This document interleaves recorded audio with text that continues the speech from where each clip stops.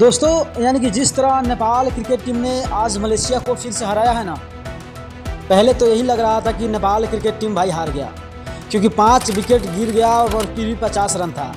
100 wicket तक भी जाना बहुत मुश्किल था, मगर नेपाल के पूर्व कप्तान रोहित पौडेल और गुलशन झा ने मिलकर बहुत अच्छा पारी खेला और उसी बदौलत नेपाल क्रिकेट टीम ने अच्छा स्कोर कर पाया।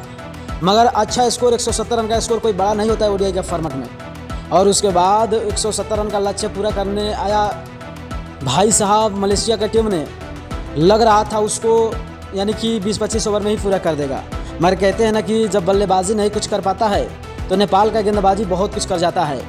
और नेपाल के गेंदबाजों ने आज जिस अंदाज में गेंदबाजी किया और जिस अंदाज में गेंदबाजी करते हुए अपने टीम को यानी कि जिताया है, बहुत तारीफ योग्य है। और मैं आपको बता दूं दोस्तों, नेपाल क्रिकेट टीम की संदीप लामेछाने ने 2 विकेट निकाले। कप्तान रोहित पौडेल ने भी 2 विकेट निकाले।